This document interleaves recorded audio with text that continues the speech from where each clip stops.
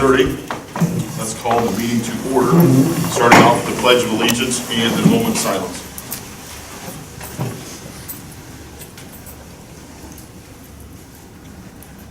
I pledge allegiance to the flag of the United States of America and to the republic for which it stands, one nation, under God, indivisible, with liberty and justice for all.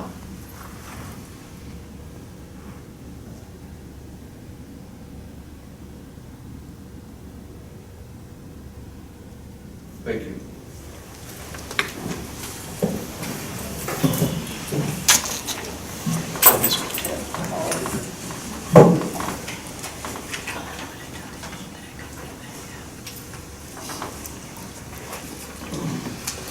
Consent items.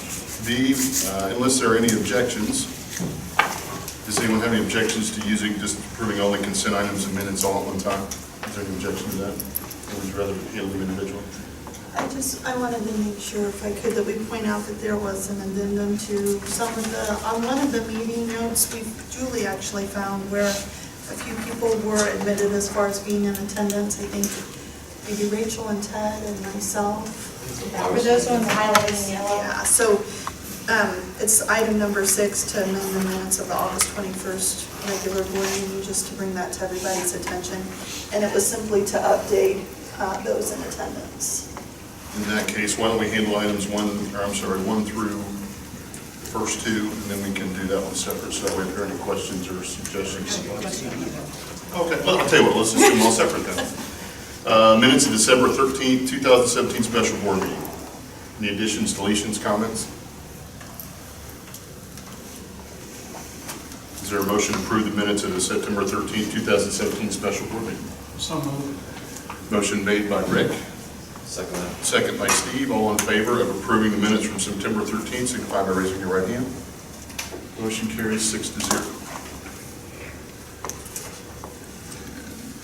Minutes of December 13th, 2017 study session. Is there any additions, deletions, or comments on that?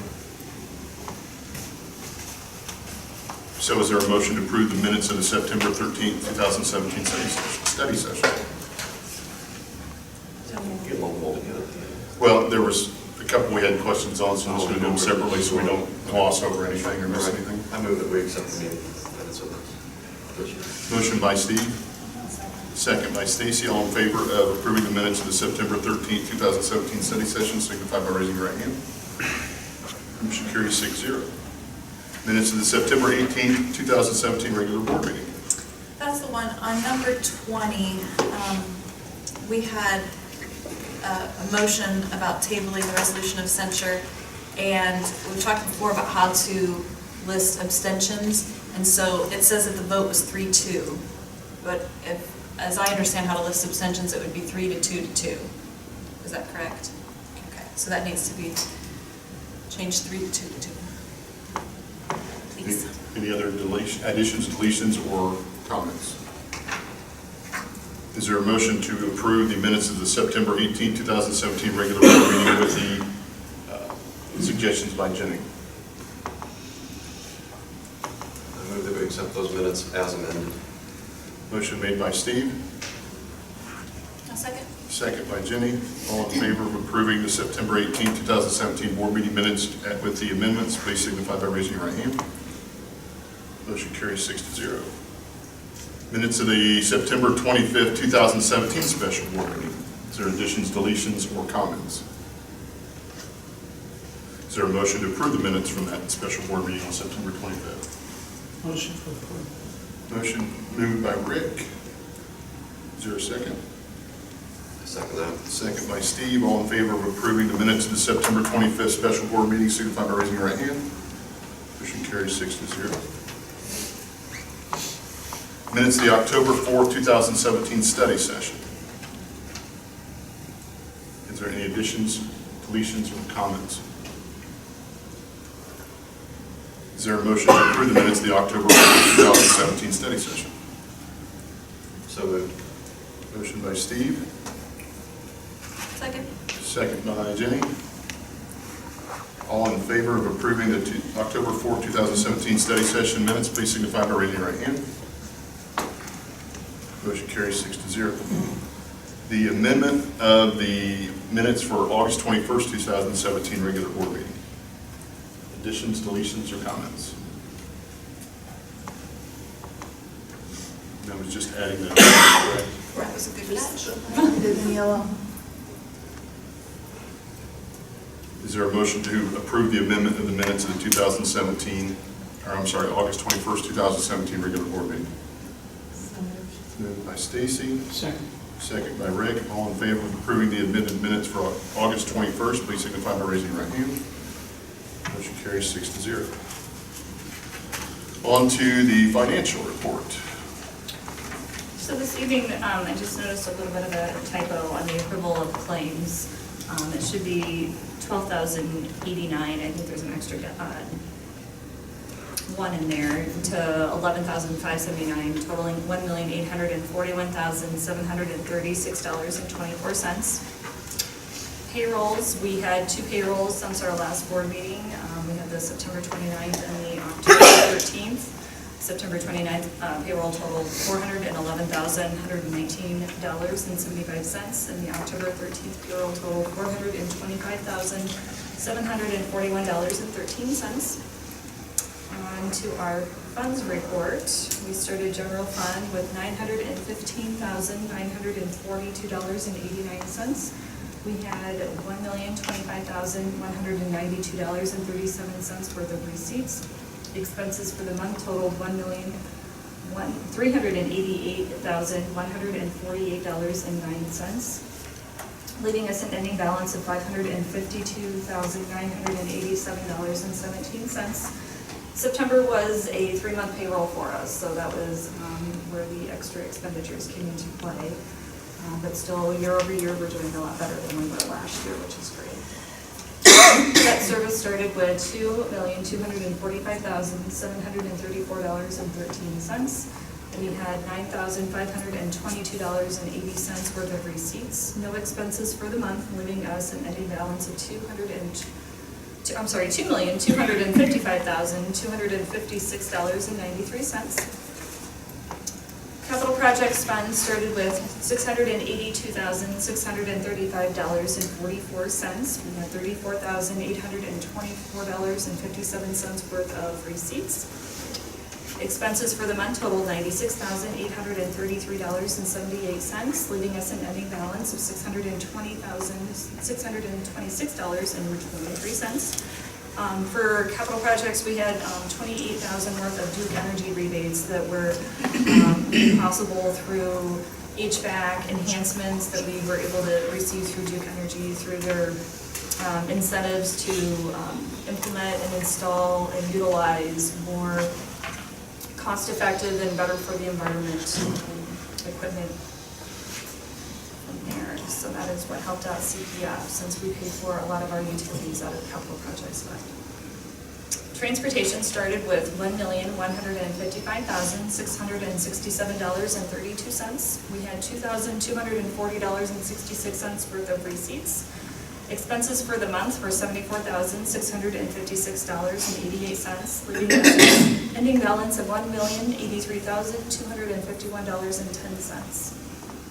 Last but not least is bus replacement fund. We started with $361,482.42. We had $610.62 worth of receipts. No expenses, leaving us an ending balance of $362.93.04. Moving along to local income tax resolution is provided for you. What this resolution allows us to do as a district is to allocate the local income taxes that we receive on a monthly basis. So Scott, if you can go back to the fund report on the cash flows. So for instance, in bus replacement fund, there's $610.62 that's received to bus replacement fund. In essence, we get about $16,000, it's a little over $16,000 a month in local income taxes. So with this resolution, pretty much gives me the formal permission to allocate those monthly local income tax distributions by fund in proportion to how much that we receive in tax levies for each fund. So this pretty much gives me the official permission to do what we've already been doing. It's mainly a formalization cleanup process to get our checks and balances in place. I'll tell you what, why don't we, while we're just doing this, for the approval of claims, payrolls, and funds report, unless there's any objections, we'll have a motion to approve those, and you go through and explain those individually, so that way, they're sent on RTC, if people have any questions, they can explain them. Is that okay with you? Sure. Anybody have any objections to approving on their financial report 1, 2, and 3 together, and then we can listen to the others separately? Is there any objection to that? And then for the approval of claims, did you say it was 11208 or 11209? 12089. 12089. Okay. In that case, is there a motion to approve under financial report items 1 through 3, approval of claims, payroll, and fund report? So moved. Motion made by Jenny, Second that. second by Steve. All in favor of approving numbers 1 through 3 of the financial report, please signify by raising your right hand. Motion carries 6-0. Okay, sorry, Val, I hate to interrupt you, but as our customers out there, I want to be able to understand this isn't anything surprising, just let them know what's going on. Exactly. So you covered the local income I tax did, resolution. and there is a little bit of an update.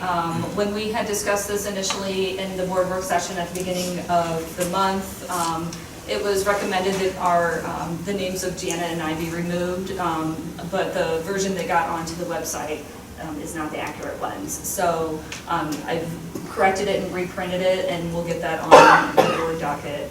Not sure if a special amendment needs to be done, or if we can move forward with a updated version from there. So long as the president announces that what they're actually going to vote on and sign is slightly different than what's there, that'll be fine. That we're identifying you by title rather than name, so that way Precisely. it can be. And that's the only difference. Exactly, the only difference. Any other questions on the local income tax resolution before I move on to the capital project fund resolution? So the capital project fund resolution states that the interest that's earned through the capital project fund monies is to go to the general fund. So essentially, if we go back and look at those cash flows, it was a little over 600,000 is the balance in CPF, $620,626.23. We earn a 0.8% interest from Teachers Credit Union on a monthly basis, and essentially all of our cash flows are in one bank account called an operating account, in that as a collective unit, that operating account earns that 0.8% interest, and it gets receipted into the general fund as normal procedures, and then coming across this resolution of learning that I do need board approval in order to receive all of those interest allocations into the general fund. This formally gives me that permission, as long as the board so approves it. Okay. Any questions? Val? So, correct me if I'm wrong here, Val, and please correct me if I'm wrong. We're trying to get the best rate for taxpayer and also earn the most interest we can on the money in our funds. Exactly. To simplify. Exactly. In that case, are there any objections to approving items 4 and 5 as a group? In that case, is there a motion to approve items 4 and 5 under financial consideration or the financial report? Motion made by Stacy, Second that. second by Steve. All in favor of approving the local income tax resolution, the capital project fund interest to go to the general fund resolution, please signify by raising your right hand. Motion carries 6-0. Budget adoption. So over the last couple months, we've been really talking about this 2018 budget and going through the specifics. We've come to the night where the board gets to adopt the budget for 2018. Moving forward, once the budget is adopted, the capital projects fund plan notice of adoption will run in the paper in about a week. And then there's some little loose end cleanups, and then everything will be formalized. When I say loose end cleanups, I mean that everything of our adopted budget will be placed onto the DLGF website. There's a link on our website as well, zebras.net, where taxpayers can go on and compare our budgets with other local governmental entities within Fulton County as well. So just a formalization of the process. We've had it out there for a while, it's been posted several times or a couple times, and people have had a chance to see it. Is there a motion to approve the 2018 budget? There is motion. Motion was made by Rick. Is there a second? A second. Second by Jenny. All in favor of approving the 2018 budget adoption, please signify by raising your right hand. Motion carries 6-0. Capital Project Fund Plan Resolution. Scott has up on the projector screen what the resolution of our capital projects fund plan consists of. Like I said, it's pretty much just a formal adoption of the capital projects fund plan. It has to be submitted to the Department of Local Government Finance, where in a nutshell it says that the board has approved our 3-year capital projects fund plan and has incorporated it with our 2018 budget. Any other questions about for that?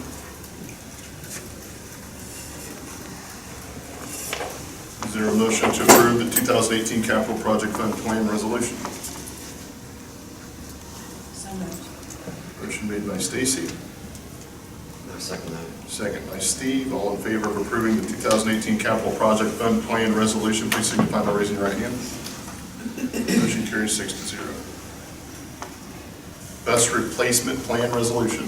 Last but not least, here is also the 2018 bus replacement plan resolution. This sets out very similar to the 2018 capital projects fund plan resolution that the board has adopted the 2018 budget, and a part of that budget is our bus replacement plan resolution. In there, pretty self-explanatory. Any questions for Val about the resolution to adopt the 2018 bus replacement plan, or the bus replacement plan resolution? In that case, is there a motion to approve the 2018 bus replacement plan resolution? So moved. Motion by Jenny, Second. second by Rick.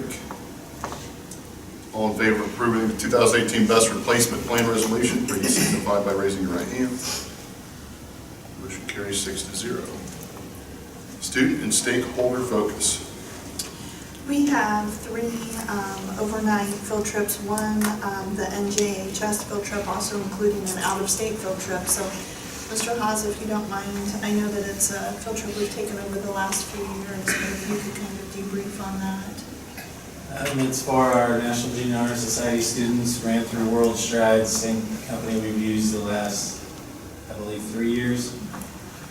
They pick us up at the front door of the middle school, and drive us through the evening, then haul us around Washington DC for a couple days, then drop us back off at the middle school. So it's a great trip for the 8th graders who are part of the National Junior Honor Society. And I believe that company's done well by the school and Oh, yeah. families. I noticed, Mr. Craig, put on there, I think, 25 students. Is that about what it's been, or is that lower or less? No, usually we have 40 plus, but this year the numbers in our NJHS group are just down a little bit. More room on the bus. There's never enough room. I know. God bless you people that would ride this overnight. Oscar, if I ever get to go again, I think I'm gonna fly out. Amen. Do we want to do that separate from the state wrestling and sleep in, or I don't? And then, Mr. Guard, if you wouldn't mind talking about your wrestling tournament field trip and the sleep-in that you're proposing? I didn't know they were on the agenda, so I wasn't really prepared. There's really not much to it. This is the same, the state tournament is what I've taken the kids to every year for, I don't know, 10 or 11, 12 years. Wrestling club pays for everything. We pay for the hotel room. We pay for the suite at Baker's Life. Actually, this year, one of my former wrestlers works for a company who I think is actually going to donate the suite to us. So that'll save us about $3,000. That's what a suite costs. And we'll take the kids that are eligible to go as far as grades. As long as they have passing grades, they're allowed to go. We use our rent-a-wrestler money and things of that nature to pay for it. And I take them out to eat at the old spaghetti factory. And then they're the only thing they're responsible for that trip is snacks, stuff like that. So. Any wrestling sleeping? Oh, it's something we did last year. We spend the night in the wrestling room, watch a movie, play games in the gym, hang out, be a team. The only thing I might do, and I got this from Aaron Cashin, I might take the boys the next morning after practice to the escape room up in South Bend or Mishawaka, so that was not on there. I don't know if I'm going to do it or not yet, just because of money, but that again will be paid for by the wrestling club if we do that. Any questions of Mrs. Vance or Mr. Gordon? I just want to say, I am so thankful as somebody who has children that have so many different fundraisers. And I know not every fundraiser can be like Rent-A-Wrestler, but that's such a win-win. When your kids are out there and they're earning the money, and they're not just selling stuff, and then they use that, I know that's not directly related to that, but that's how he's able to pay for this. And that's pretty awesome. Thank you. Is there a motion to approve the overnight field trips as given? I'm sorry, Ms. Vance, is that it, or did you have any? Is there a motion to approve the overnight field trips as stated or given? So moved. Motion made by Jenny. Second by Rick. All in favor of approving the overnight field trips, please signify by raising your right hand. Motion carries 6-0.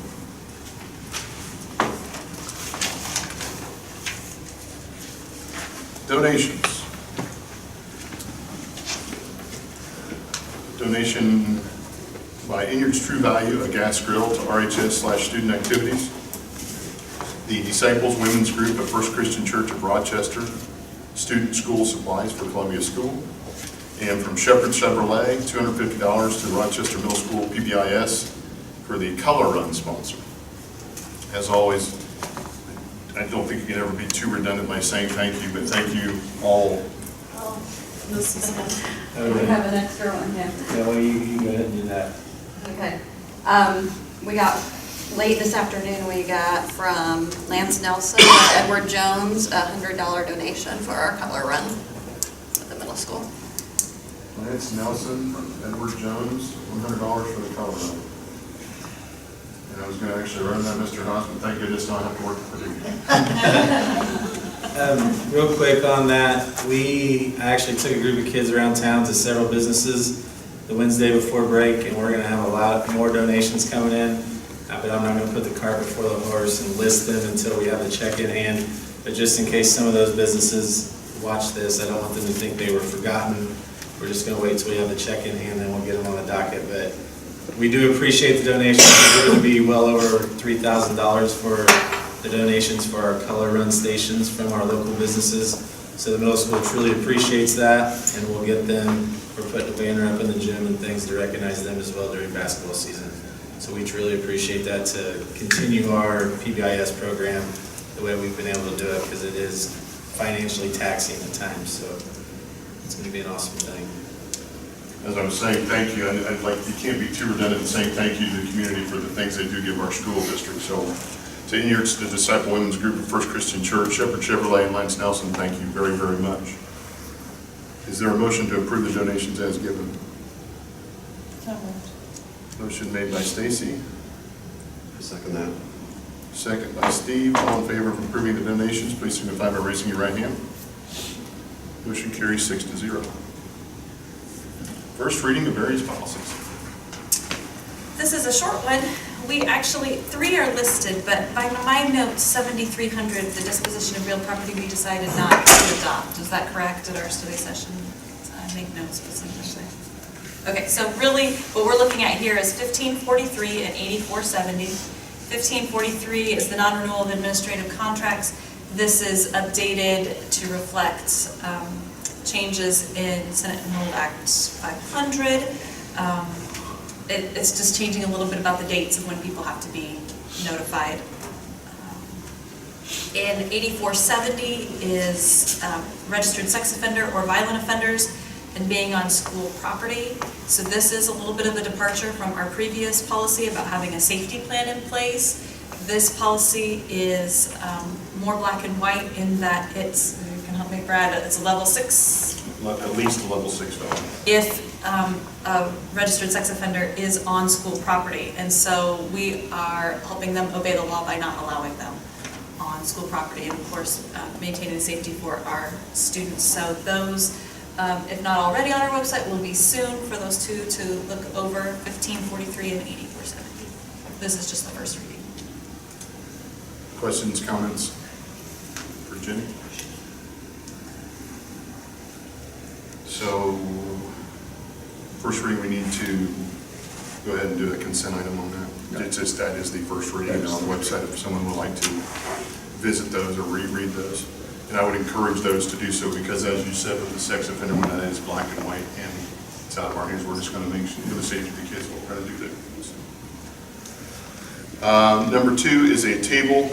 We had a resolution of censure at the last school board meeting, and you're supposed to, not supposed to, but if we're not going to handle it this meeting, we're going to at least leave it on the table due to the fact finding. So is there a motion to leave the table resolution on the table pending the report of the fact finder? So moved. Motion made by Jenny, I second that. second by Steve. All in favor of tabling the resolution to censure until the fact finding is complete, please signify by raising your right hand. Those opposed? Motion carries 4-2. Personnel report. On the personnel report, the revised personnel report, hiring Jennifer Goldup, Riddle School Intensive Special Needs Instructional Assistant. For fall intersession, Ken Hughes, Middle School, working Monday, Tuesday, Pam Brower, working Wednesday, Thursday. Sports hiring, Misty Oliver, Assistant Girls Basketball Coach, Eleni Shrove, Assistant Girls Basketball Coach, Emily Bailey, Assistant Girls Basketball Coach, Ed Pfeiffer, Volunteer Assistant Coach for Girls Basketball, Brad McMillan, Volunteer Assistant Coach Girls Basketball. Added today at 3 o'clock, Ashley Geller, resignation for Middle Instructional Assistant. Hiring of Cheryl Wallace as a bus driver.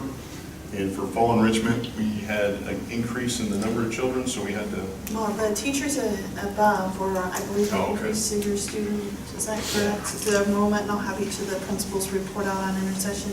The other was just making sure, sometimes with enrichment, we may not have enough students to carry through, and there were enough that the fall enrichment at Columbia, there were 2 teachers that were needed, and we want to make sure we get approval to pay them, but they took a group to Thistleberry.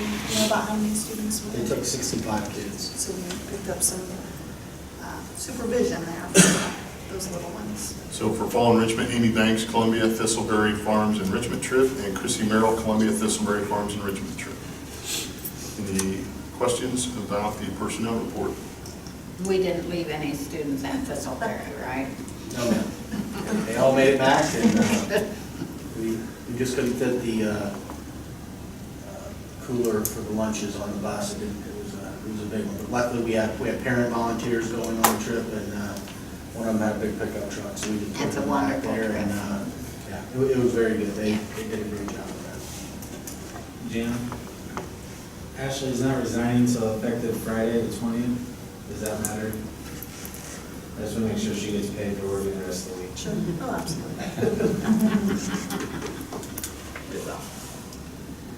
Is there a motion to approve the personnel report with Ms. Geller through Friday, October 20th? So moved. Motion made by Jenny, Second that. second by Steve. All in favor of approving the personnel report, please signify by raising your right hand. Motion carries 6-0. Proposed pay increase for bus drivers. We talked about it in the study session and bringing it to you tonight for approval of a $15 a day increase for all of our bus drivers, for our 18 bus drivers we have. It's something that's been overdue to keep our drivers in the higher ranks of pay with neighboring schools, and we had 5 schools around us that we took a look at their pay and what we're paying. and we were kind of towards the low end. Raising it $15 for every driver is going to bring us up to where we should be, so we can keep our quality drivers, plus maybe enhance people to want to get a bus license and help drive buses, because we are drastically short of drivers and help of subs or regular drivers, either one. So I hope that you see fit that we need this for our drivers to keep what we have, plus get other people involved. Just for those who were not in attendance at the study session, Val and Don did a really nice job of outlining the impact that that would have over the transportation fund. Most certainly something that that fund can absorb, and we just really appreciate the board's support in this. Oscar and I even had email conversations today when we're lacking those drivers, and that is consistent across the state. It's not just unique to Rochester schools that we're short on drivers, but there are times when it impacts educational opportunities for field trips and being able to take students, and if we can keep those good drivers here and entice others to come that are good, it could be a win-win for the district, for our students, for that department, something that fund can do. Is there a motion to approve the proposed pay increase for bus drivers? Motion made by Stacy, Second. second by Jenny. All in favor of approving the proposed pay increase for bus drivers, please signify by raising your right hand. Motion carries 6-0. Thank you. Thank you, Mr. King. And we appreciate your work and Val's work, and to bring that in a way that shows that the fund can handle it, and it's a healthy fund, so that we are taking care of our drivers and at the same time having a fiduciary responsibility. And thank you not only to our bus drivers, all our IAs, all our teachers, all our custodians. Thank you all very, very much. I think I got a lot of compliments. I know, and coming from Valley people, this was really hard, but just how clean the school is and how nice facilities are. So thank you all around. Superintendent's business. A couple of things that have already been tackled in the meeting that I think play nicely off of some of these items. First of all, you just talked about thanking everybody in the district. Val and I left our day at about 4:45. Had great meetings, I felt, with our CTA and the negotiations process, and felt that that went well, and we're hoping to bring documentation and that CBA to you here in the near future. We're just making sure we clean up some page numbers and run those through all of the sources, and we'll bring that to you hopefully at the November 1st study session in the meeting to get that adopted. But wanted to thank Clint and his teachers there at the negotiation table. Brad shared a sincere thank you to all of the businesses who donate to the school, and that is consistent throughout. We had an opportunity to link with one of the businesses and try to raise money for the hurricane that happened in regards to Texas and the impact that it had and the devastation. And the district was able to raise $6,300 to send to that. So when we are given and able to give that opportunity to give in return, I am just so proud that we're able to do that in a way that's meaningful to them. So with our mission statement, I think that that went well to be able to give back to others.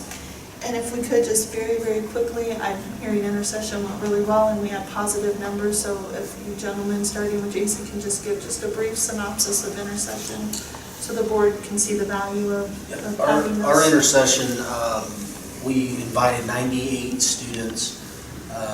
We had irregular attendance for kindergarten, we had 15, and then in first and second grade, we had 8 students come to that. That's not typical with our numbers. We try to keep the numbers low. If we get a big response, we accommodate that if need be by getting an extra teacher or asking for an extra teacher. But we had, like I said, good attendance, and everything went smoothly. So. And your enrichment trip went well. And our enrichment trip, I mean, that's always a big one for the kids. We bounce between 60 and 100 students, just depending on, and we actually had more that were signed up and last minute just couldn't go. Yeah, the enrichment trip was great, and there's a lot of moving parts on an enrichment day. We share a building, but we still, I mean, it's almost like a regular school day because you still have all your meals, you still have all of your transportation, and so you have all those moving pieces for just a smaller number of people, but you still have everything working. And transportation did a fabulous job for us, and our ladies in the cafeteria, they always do a good job of taking care of our kids. So it went well. And it was comfortable due to our new HVAC systems.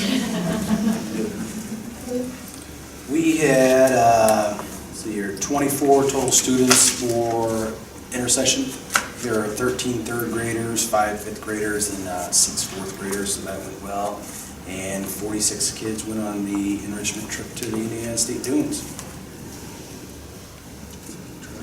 We invited 127, got a response from 88. 45 showed up on Monday, and 53, 54, and 54 for Tuesday, Wednesday, and Thursday. So we had at the middle school. And then we scheduled an enrichment trip, had 3 kids sign up, and they took the price from $10 to like $22. And so we didn't take those 3 kids because it just wasn't cost effective. We had 70 students come to intercession for math and English. And then we had 15 students attend our enrichment trip to, it was Ivy Tech, an Ivy Tech Day on campus. I would challenge parents out there, if you do say you're going to do this, please do, because I know we had bus drivers. I talked to Don and Kim and Kevin when I was dropping off a child at school, and we still run those bus routes, but that's why we can save money, where if we can plan for that ahead of time. This isn't directed towards you, but I challenge the parents who sign up for that to follow through with those enrichment activities. It is, that's a good point, for the bus drivers, for teachers, for planning in the building, but I believe that's all I have. Any public comment? Is there any other business that needs to be addressed? In that case, we'll consider the meeting adjourned.